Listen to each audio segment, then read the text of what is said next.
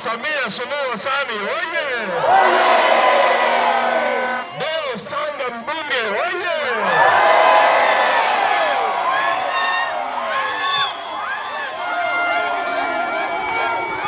Wana Makambako, niko mkoani Njombe kwa siku ya 3 leo kwa ziara ya kikazi ya kutembelea miradi ya maendeleo inayotekelezwa na serikali yetu kwenye maeneo yenu kwa ajili ya matumizi yenu. Tulianza na siku ya misitu duniani iliyoadhimishwa kitaifa mkoani Njombe, na tulifanya pale Njombe mjini. Kwenye sherehe ile nataka niseme faraja yangu kwa namna wana Njombe mlivyojitokeza kwa idadi kubwa. Tumeijenga, inatoka pale Pachani kuelekea makao makuu ya wilaya wa Ng'ombe, ambayo pia itawekwa taa karibu vijiji vyote mpaka makao makuu pale ya wilaya. Haya ni maendeleo makubwa, na sasa napita hapa Makambako na furahi kuona mmejitokeza kwa wingi. Hongera sana. Hongera sana na Makambako. Makambako ni mji unaokuwa kwa kasi. Makambako ni mji unaotegemewa kibiashara mkoani Njombe. Kwa hiyo nimesimama maeneo muhimu na nakutana na nyie watu muhimu katika nchi hii na mkoa huu wa Njombe. Makambako oye! Wana Makambako, kama ambavyo mkuu wa mkoa ameeleza kwamba hiki ni kituo changu cha mwisho kukutana na wananchi, na leo hii nikiwa hapa nimekuja na timu yangu. Yuko waziri wa maliasili na utalii, mtoto wenu, ndugu yenu, mwakilishi wa kina mama mkoa huu, naye ni Mheshimiwa Balozi Dr. Pindi Chana. Tulaye hapa. Lakini pia nimekuja na naibu mawaziri wawili. Niko na naibu waziri wa nchi, ofisi ya Rais TAMISEMI, Mheshimiwa Dr. Festo Lugage. Ng'ombe. Lakini pia nimekuja na naibu waziri wa viwanda na biashara, Mheshimiwa Exaud Kigahe, naye ni jirani yenu, yeye ni mbunge wa Mafinga hapa ambako ni mpaka na hapa Makambako. Kwa viongozi hawa, nimekuja pia na katibu mkuu ambaye ni mtendaji mkuu wa Wizara ya Maliasili na Utalii, Dr. Hassan, ambaye pia yuko hapa, naye tulikuwa naye kwenye sherehe na yuko hapa. Pamoja naye ndiko na wakuu wa wilaya na mkuu wa mkoa na wenyeji viongozi wa chama, katibu wa CCM wa mkoa akiwemo. Nitatoa nafasi chache za kusema neno na mawaziri nao watapata nafasi ya kusema, lakini kabla ya mawaziri nimkaribishe mwenyeji wa hapa.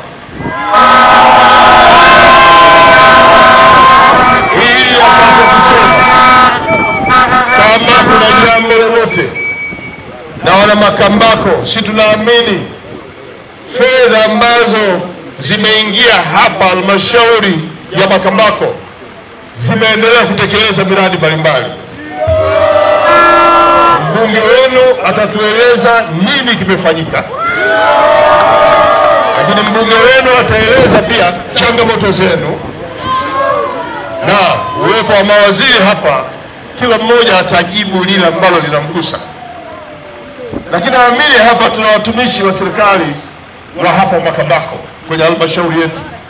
Kama mbunge atakuja kueleza changamoto yoyote iliyoko Makambako, basi yeye wenyeji mkae tayari kila mmoja hapo alipo kujibu yale ambayo wananchi wataeleza kupitia mbunge wao. Baada ya kusema hayo, sasa nimkaribishe mzee wetu, mzee Sanga, Mheshimiwa Deo Sanga Jafipu maarufu. Oye! Oye! Mheshimiwa Waziri Mkuu, kwanza nianze kwa kukushukuru wewe kwa kuja katika mkoa wetu wa Njombe na kukubali kufanya mkutano na wananchi hawa wa Makambako, kwa sababu ratiba yako haikuwepo Makambako.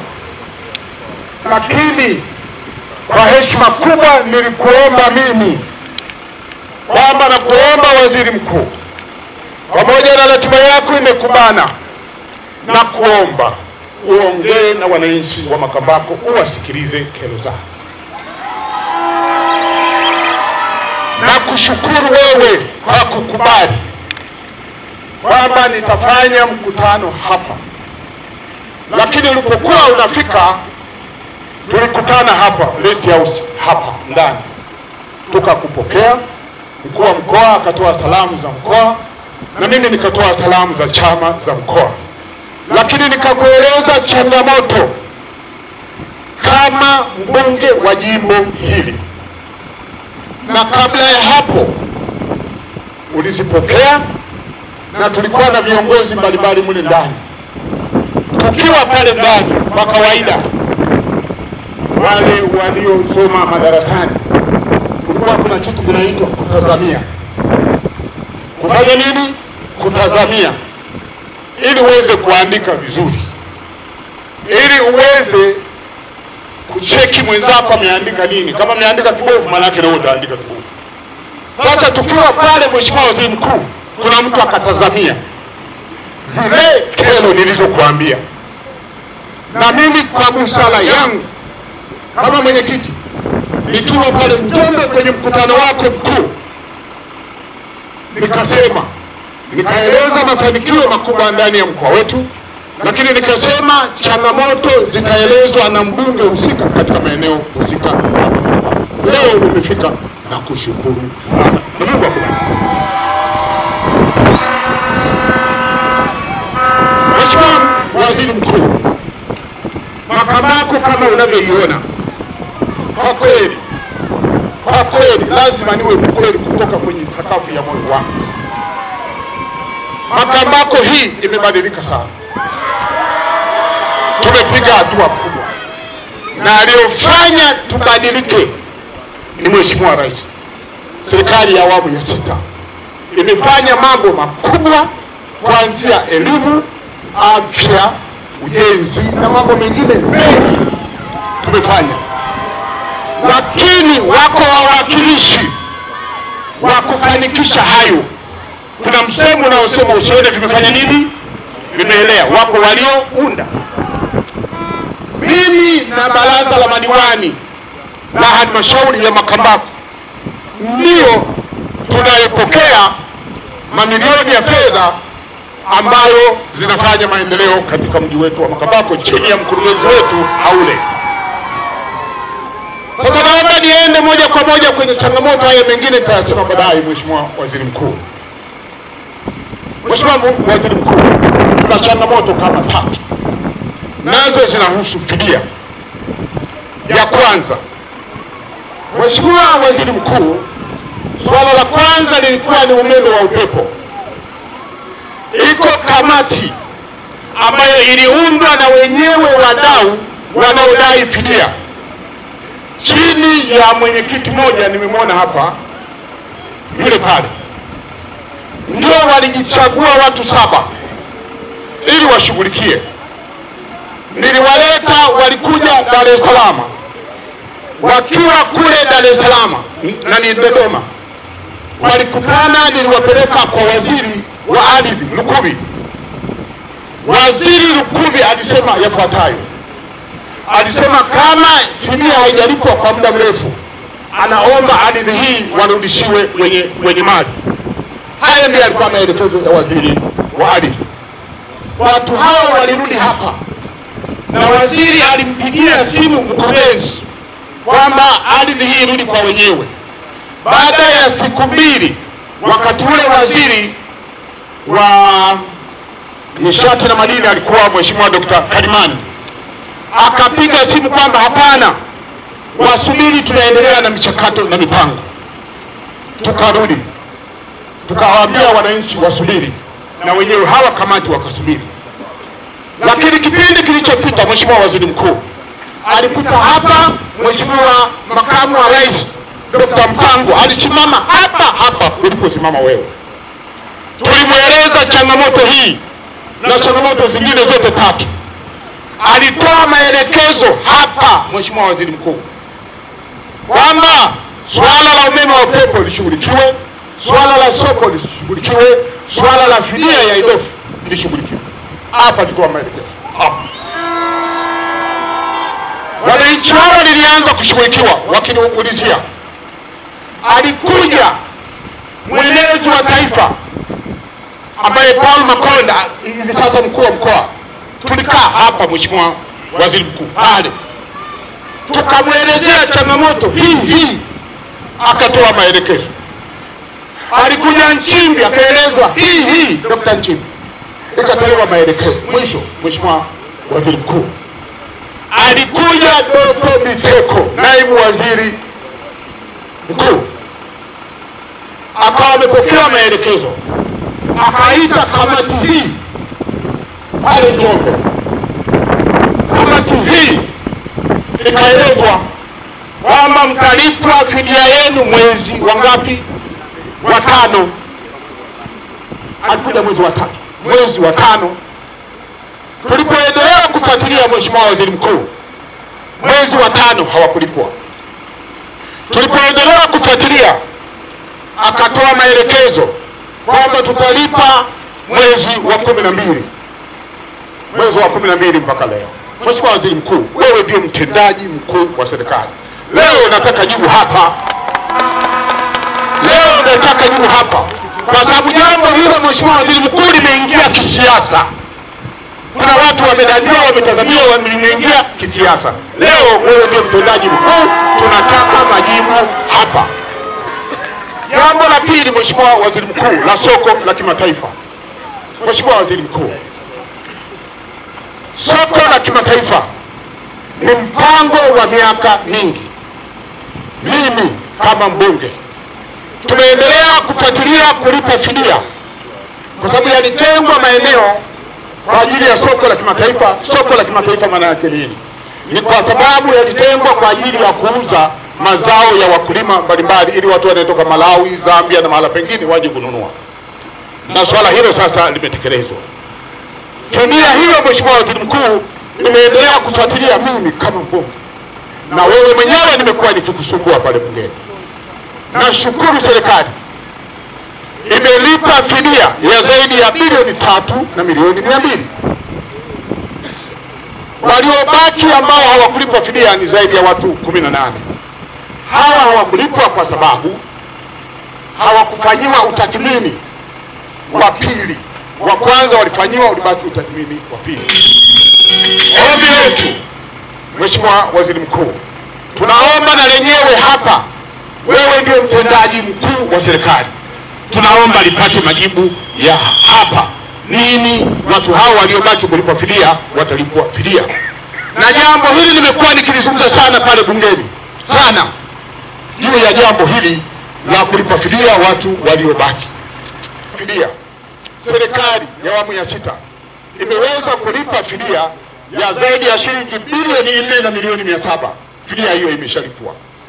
Kilichobaki, wamebaki wale wenye makaburi yao ambao wanatakiwa kulipwa fidia zaidi ya shilingi milioni 107. Kitengo hiki kiko chini ya TANROADS, watu wako hapa, na yenyewe tunataka majibu ili waweze kulipwa fidia ya shilingi milioni 107. Jambo lingine Mheshimiwa Waziri Mkuu, katika shukrani ambazo nimezisema zimefanyika hapa, nianze na elimu. Mheshimiwa Waziri Mkuu, kumejengwa madarasa mengi sana ya Dr. Samia Suluhu Hassan. Kila mahala tumepata shule mpya za sekondari zaidi ya 4 zimejengwa katika jimbo hili. Shule za msingi Mheshimiwa Waziri Mkuu, mpya tumepata nyingi la jimbo hili. Ni kwa sababu ya jitihada ya serikali ya awamu ya 6. Lakini vile vile Mheshimiwa Waziri Mkuu, tuliomba hapa tukiwa na chuo cha ufundi. Chuo cha ufundi hivi ninavyozungumza, Mheshimiwa Waziri Mkuu, tumeshapewa fedha shilingi milioni 585 ziko chini ya halmashauri ya Mheshimiwa mkurugenzi Haule za kujenga, ambazo walisema watatuletea hela zingine. Kwa hiyo tunashukuru sana serikali. Lakini vile vile, Mheshimiwa Waziri Mkuu, kulikuwa na mpango wa kupata chuo hapa. Baadaye chuo hicho, Mheshimiwa Waziri Mkuu, kwa maelekezo ambayo yalitolewa 2022 alipokuja rais, tuliomba kule Njombe, inaonekana chuo kijengwe pale mkoani Njombe. Hivi sasa kama ulivyopata taarifa juzi, tunaendelea na ujenzi. Tunakushukuru sana, tupelekee salama. Baada ya kuona Makambako tulishatenga eneo la chuo, nilifanya mkutano hapa na wananchi na wafanya biashara huwa tunafanya mkutano. Mheshimiwa Waziri Mkuu, mimi kwa jitihada kama mbunge na kama mwenyekiti wa Chama cha Mapinduzi mkoa wa Njombe, nimekuwa nikija kwako, nimekuja kwenye taasisi mbalimbali za kuomba. Wananchi hao walikuwa na matumaini ya chuo, kwa sababu tulitenga eneo kubwa kupata chuo. Naishukuru serikali yako. Nimekuwa nikimwagiza Mheshimiwa mkurugenzi Haule, nenda kwenye taasisi ambazo wanatakiwa kutusaidia. Mheshimiwa Waziri Mkuu, napenda kutoa habari njema kupitia mkutano huu, na nilishasema tumepewa chuo kupitia chuo cha Mwalimu Nyerere. Tumeshasaini mkataba MOU tayari. Hivi sasa, Mheshimiwa Waziri Mkuu, chuo cha Mwalimu Nyerere kitajengwa Makambako. Makambako hoye! Makambako hoye! Hata wewe ambaye ushangilie, najua umetumwa, watoto wako watasema pale Makambako hoye! Makambako hoye! Hizi ndio jitihada, Mheshimiwa Waziri Mkuu. Ukija kwenye upande wa elimu, mimi kama mbunge natakiwa kusaidia wananchi. Mheshimiwa Waziri Mkuu, na mimi kupitia kampuni yangu, Mheshimiwa Waziri Mkuu, nimekuwa nikifanya hivyo tangu huko, Mheshimiwa Waziri Mkuu, 23-24, Waziri Mkuu, kutokana na mambo yanayofanya rais makubwa ya kujenga madarasa na kadhalika. Mimi nimeweza kujenga madarasa 14 na ofisi 5, Mheshimiwa. Hao wananchi wanajua. Nimejitolea mimi. Na mimi ninavyofanya maendeleo, Mheshimiwa Waziri Mkuu, sina kawaida ya kupeleka mambo kwenye media. Sina kacha hiyo na sina uruka hiyo. Media zangu ni hawa wananchi, kazi ninazofanya hapa, Mheshimiwa Waziri Mkuu. Ukienda upande wa ujenzi, Mheshimiwa Waziri Mkuu, tunaendelea vizuri. TARURA na TANROADS, kazi zinafanyika vizuri sana. Ukipita hapa mitaani, Mheshimiwa Waziri Mkuu, tumepata lami zinaendelea kujengwa. Lakini vile vile safari hii juzi tumepata tena, niliwaambia wananchi hao, tumepata kilomita 5, Mheshimiwa Waziri Mkuu. Hivi sasa na niliwaambia zinajengwa sehemu gani. Haya ni mafanikio makubwa, na barabara za changarawe TARURA wanafanya kazi nzuri. Lakini vile vile tukienda kwenye afya, Mheshimiwa Waziri Mkuu, kwenye afya kila mahala, Mheshimiwa Waziri Mkuu, tumepata zahanati, tumepata vituo vya afya. Tuna zaidi ya vituo vya afya 4 vipya kwenye jimbo hili. Hapa, Mheshimiwa Waziri Mkuu, ukikata jicho lako hapa mbele tu, hapa kama mita 80 pana kituo cha afya. Lakini ukigeuka, kitu ambacho sio cha kawaida, Mheshimiwa Waziri Mkuu, hapa tunajenga zahanati hapa. Jamani, kila ukigeuka hapa zahanati, ukigeuka hapa kituo cha afya, ukigeuka yote ni jitihada za serikali ya awamu ya 6 kuhakikisha kina mama na watoto wanapata huduma safi. Lakini haviwezi kuja bila kuwepo na msemaji, na msemaji hapa iko vitu, Mheshimiwa Waziri Mkuu.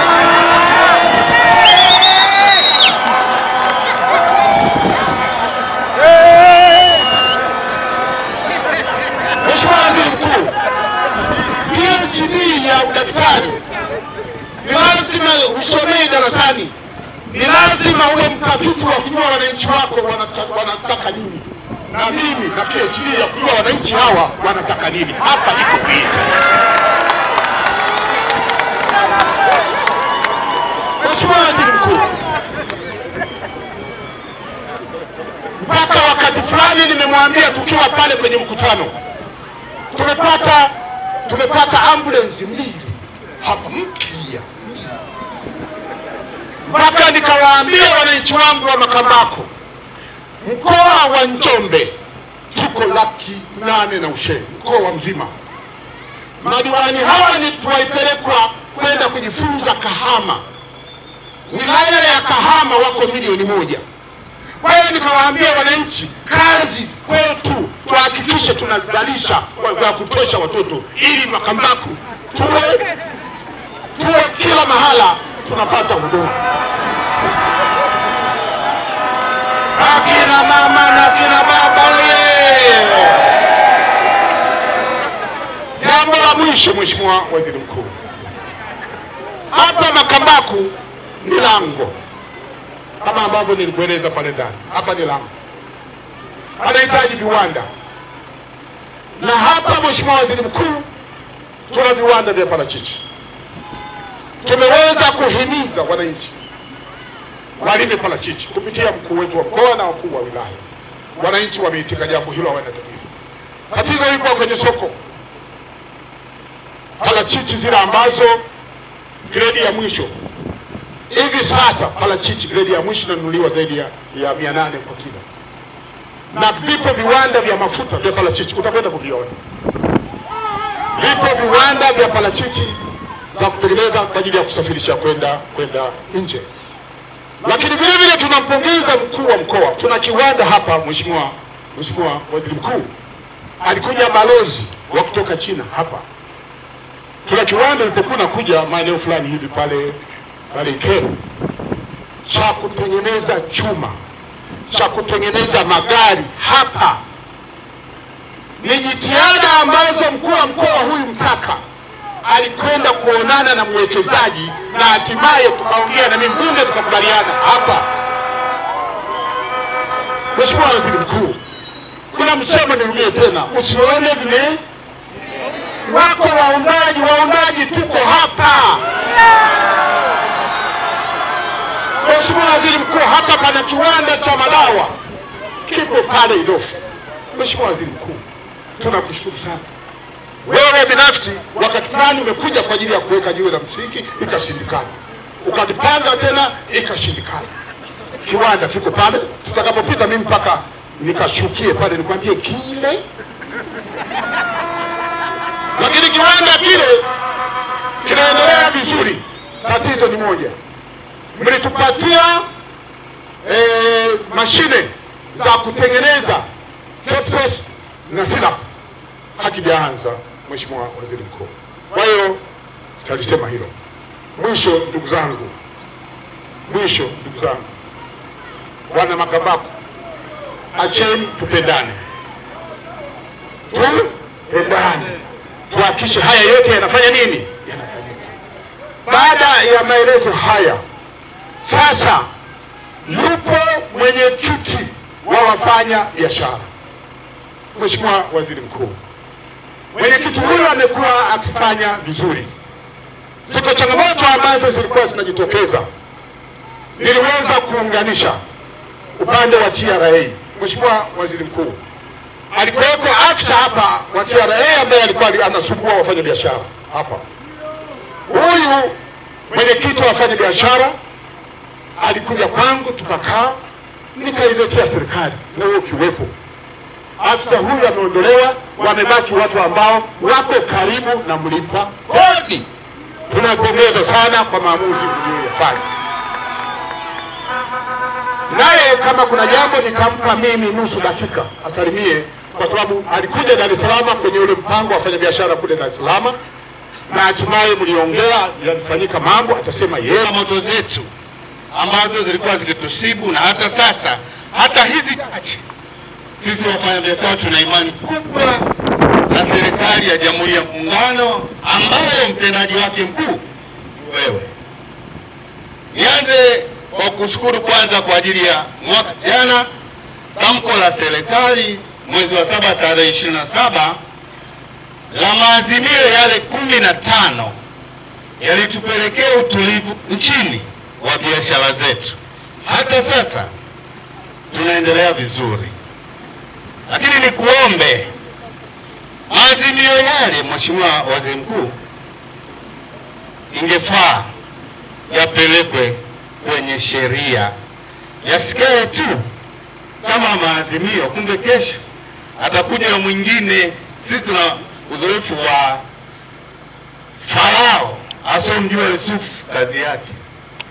Kwa hiyo tunaamini utatusaidia wewe chini ya utendaji wako kuhakikisha maazimio yale yanapitishwa, maazimio 15 yale na kuwa sheria kwenye nchi yetu, ili biashara ziendelee vizuri.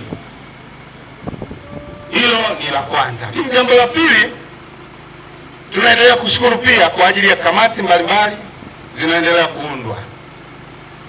Hapa karibuni tumekuwa na kamati ya Mheshimiwa Rais inayopitia mapitio ya kodi. Lakini imani yetu wafanyabiashara, hata sasa kwako tukueleze na wewe, tunatamani sisi wafanyabiashara, taasisi zingine zote za serikali zisikusanye kodi. Ninyi mnaita maduhuri, sisi wafanyabiashara kwetu tunaona ni kodi. Kwa hiyo tunakuomba kodi ikusanywe na TRA na serikali za mitaa kupitia leseni. Tukiwa na makapu mawili, Mheshimiwa Waziri Mkuu, itakuwa inatosha kabisa kuliko sasa hivi ilivyo. Kuna TARURA, kuna taasisi nyingi zinakusanya maduhuri hayo kwa wafanyabiashara, jambo ambalo limekuwa kwetu ni changamoto. Hatuwezi biashara, tunawaza. Naomba tuone na muda, nilipewa nusu dakika niishie hapa. Mheshimiwa Waziri Mkuu, nakushukuru, ila nina wasilisho ambalo nitaleta kwa maandishi, tumeliandika, naomba niwape ikiwezekana wasaidizi wako. Asante sana. Kupitia nafasi ya mbunge tulipewa nafasi ya kuzungumza kama wananchi wa Makambako, hususani katika maeneo yale ambayo yanatakiwa kulipiwa fidia ya umeme wa upepo. Ni muda mrefu sana kwamba tumehangaika pamoja na mbunge pamoja na halmashauri ya mji wa Makambako. Tumeenda maeneo mengi sana, Mheshimiwa Waziri Mkuu, kwamba pengine tungeweza kulipwa kwa haraka. Kuna watu wamekufa, yale maeneo wameacha, wangetamani zile fidia wakipewa ili waweze kutibiwa au wale katika uzee wao, imeshindikana. Lakini pia leo kupitia nafasi hii na mtendaji mkuu wa serikali, tungeomba majibu namna ambayo nzuri tunaweza kulipwa hii fidia ya umeme wa upepo tuliohangaikia kwa muda mrefu sana. Wapo watu wazee sasa wanaumwa, wangetamani kile walichokihangaikia miaka yao wale, ili waweze kuondoka duniani wakiwa na furaha na amani, lakini haiwezekani. Pia kuchangia pato la taifa bilioni 5 na milioni 200 sio kitu kidogo, ni muda mrefu sana. Tungeweza kuleta maendeleo makubwa katika halmashauri, lakini pia inashindikana. Mheshimiwa Waziri Mkuu, kwa nafasi hii niombe sana, kwa nafasi ulionayo tunaweza tukapata hii fidia haraka iwezekanavyo. Asante sana. Nirudi kwenye afya. Tuna tatizo moja la kata ya Mloa, zahanati ya Mkolango. Wananchi walijenga, lakini nimeongea na Mchengerwa mara kadhaa, juzi amenipigia simu kupitia naibu waziri wake kwamba sasa mwezi wa 4 hautaisha tutakuwa tumepata fedha za kumalizia zahanati ya Mkolango. Pigeni makofi serikali. Lakini tutapata fedha vile vile za kujenga kituo cha afya kata ya Kivavi, tunajengewa zahanati.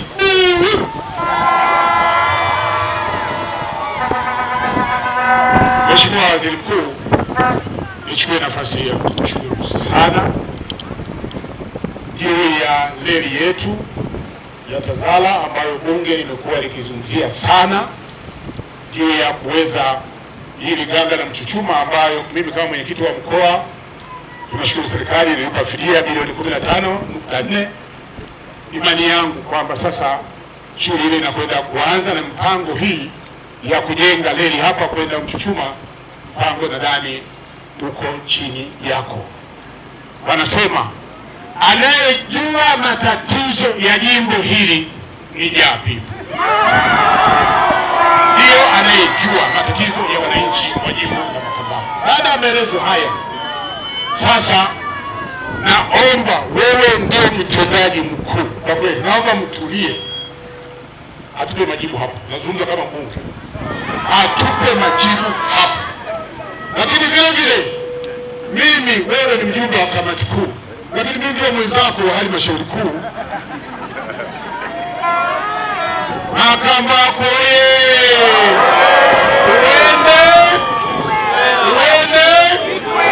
tuhongite sana. Sasa tutulie, tumsikilize waziri mkuu. Asante sana. Jiepushe kabisa na hilo. Sote tunawajibika kumlinda mtoto wa kike, sote tunawajibika kumlinda mtoto wa kiume.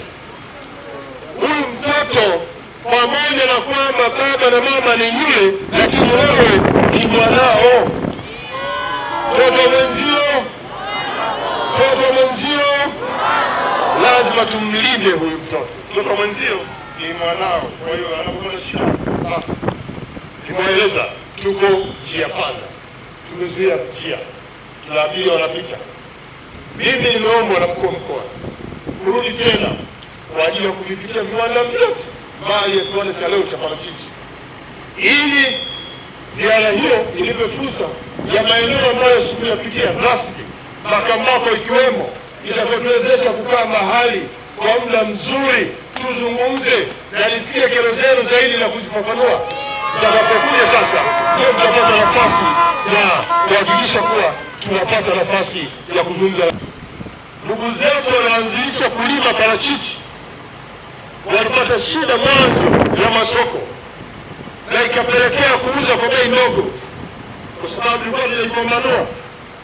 Na mnajua nchi jirani ilikuwa inanunua parachichi hiyo chache, wakipeleka kwao wanaibrandi wao kama ya kwao. Tungejua tumefanya marekebisho makubwa.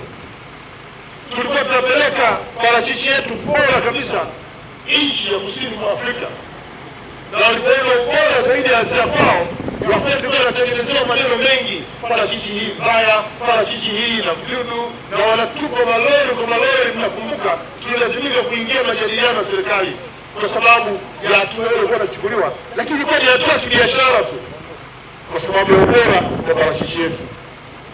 Limeni parachichi.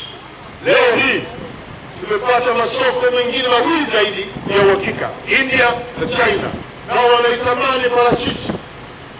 Niwapongeza wakulima wa awali waliopeleka parachichi moja kwa moja kutoka Tanzania. Imekwenda kuibua ukweli kwamba parachichi yetu ya Tanzania kumbe ndio parachichi bora kuliko nyingine barani Afrika. Sasa nini kinafanyika sasa? Moja, tumeanza kuvutia viwanda. Badala ya kuuza parachichi kama lenyewe lilivyo, kama tuuze mazao yake kwa kuweka kiwanda hapa. Kwa bahati nzuri, hao wanaotaka parachichi kule ndio wanaleta viwanda hapa, na sisi tunaruhusu. Makambako ni eneo la kimkakati pia kwenye viwanda. Nimefurahi kwamba nikitoka hapa na kwenda kutembelea eneo hilo, kuona kiwanda hicho, kama nilivyofanya nilipotembea kule Busokelo, Tukuyu, pale mpakani mwa Tukuyu na Busokelo. Tumeenda kule kuona kiwanda, na ndicho kiwanda cha kwanza kilichotuambia kwamba Tanzania parachichi yake ni bora, na kuanzia sasa hakuna parachichi itatupwa, hata kama imeoza na yenyewe itauzwa. Leo wana Makambako, wana Wanging'ombe, jana nimesema sana Wanging'ombe, anzisheni mashamba ya parachichi, wekezeni kwa kupanda zao la parachichi. Parachichi ukiweka unazalisha kila mwaka kwa miaka zaidi ya 5, 6 mpaka 10. Kama unataka kuwekeza kwa mtoto wako, panda ekari moja kwa ajili yake zao la parachichi. Atalikuta atakapomaliza darasa 7 na kuendelea kidato cha 4 na kwenda mpaka elimu ya juu, na atakapokuja akiamua kuingia kwenye kilimo anaanza na shamba lake. Huu ni uwekezaji mzuri kabisa. Kwa hiyo soko lipo, na Watanzania leo hamna shida. Serikali yenu imenunua ndege ya kubeba mizigo. Leo parachichi inabebwa moja kwa moja na wewe mwenyewe kwenye ndege hiyo hiyo mpaka China. Unauza, unaleta bidhaa, unaleta Tanzania. Na serikali inaendelea kuona kuongeza ndege zingine kubwa nyingine ya mizigo. Hii mizigo iende na abiria inakwenda na unauza, unarudi nyumbani Tanzania. Ule ndio mkakati ambao sasa tunaendelea nao. Hamasa ya kilimo cha parachichi iendelee. Na yeye Njombe saizi mko juu kabisa kwa kilimo cha parachichi. Na huku Njombe wilaya zinazolima na halmashauri ya Ng'ombe na halmashauri ya Makambako. Limeni parachichi. Viwanda vinakuja na tunaendelea kuunga mkono jitihada za mkuu wa mkoa kuleta viwanda zaidi. Ili pia na yeye iwe na fursa nyingine. Ajira, wafanyabiashara wadogo kuhudumia kiwanda. Huo ndio mkakati wetu tulionao. Kwa hiyo swala kiwanda cha parachichi na soko lake liko wazi, ni zuri, tuhamasishe kulima parachichi. Kiwanda cha madawa kilichokuwa kimejengwa na jeshi la magereza, hii kiwanda kinasimamiwa na Wizara ya Afya na kiko kwenye mpango wa ujenzi wa viwanda vya tiba na vifaa tiba kwa ajili ya afya. Tumeshahamasisha sana. Baada ya MSD kuwa inanunua dawa nje ya nchi kwa gharama kubwa, sasa tumeamua kununua ndani ya nchi na tumeanza kwa viwanda. Tuna viwanda vya dawa sasa kama 7 ambavyo vinazalisha dawa mbalimbali za ubora wa kimataifa, na ndio MSD ananunua hapo, hatunui nje. Nataka tufanye mkakati wa kupunguza gharama za dawa kwenye hospitali zetu na vituo vya kutolea huduma za afya, ili Watanzania ukipata tatizo namna kuipata ni kwa gharama nafuu, na hasa kipindi hiki tunapokwenda kuanzisha mfumo wa bima ya afya kwa wote. Kwa hiyo kiwanda hiki kitaendelezwa na mpango mkakati wa halmashauri wa kutenga maeneo na viwanda ambavyo umezungumza sana bungeni kwa Makambako. Hapa itakuwa ni center kubwa. Kuna kituo cha reli, kutakuwa na soko la kimataifa, kuna viwanda na mji ni wa kibiashara. Nataka niwaambie miaka 5 ijayo Makambako ya leo sio hii. Endeleeni kujipanga na mzungumze lugha moja.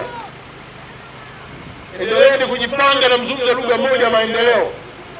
Makambako kwa maendeleo inawezekana kwa sababu fursa mnazo. Na serikali haitawatupa mkono, itaunga mkono kwenye miradi yenu yote. Na tutamsikiliza mbunge wenu mahitaji yenu ili pia tuweze kutekeleza kila ambacho mnadhani tunafaa kufanya. Kiongozi wa wafanyabiashara nimekusikia, na wewe unajua tumefanya kazi kubwa kwenye nchi hii kurekebisha biashara. Rais wetu ameunda timu mbalimbali kupitia Wizara ya Viwanda na Biashara ili kufanya mapitio ya kero za wafanyabiashara na kuziratibu ili wafanyabiashara anataka kufanya biashara aanze.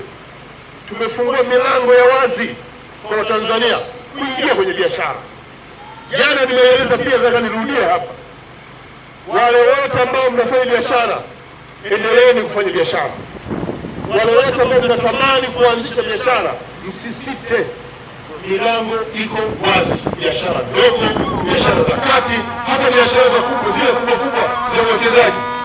Na leo hii tumeanza kuwashirikisha Watanzania kuingia kwenye masuala ya biashara nyewe wenyewe.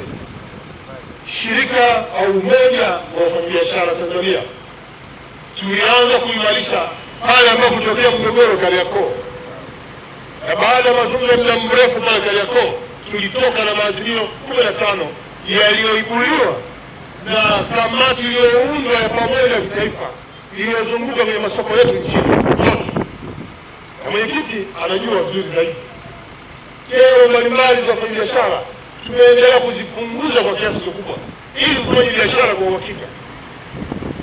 Kero mbalimbali za wafanyabiashara ziliwekwa kwenye maazimio ambayo leo mwenyekiti wetu anatusihi tuweke kwenye sheria ili utekelezaji wake uwe endelevu. Nataka niwatoe mashaka, Mheshimiwa Dr. Samia Suluhu Hassan, baada ya mapendekezo yenu wafanyabiashara yale 15 kufuatia kikao cha Kariakoo, Mheshimiwa Rais ameunda tume inayofanya mapitio ya mfumo wa kodi Tanzania inaongozwa na Balozi Sefue ambaye alikuwa katibu mkuu kiongozi, ina wataalamu waliobobea wa masuala ya kodi. Ndio eneo ambalo lilalamikiwa mno, mifumo yake, aina ya kodi, wingi wa kodi, yote yamezungumzwa, na ile tume inaendelea kuzunguka nchi nzima.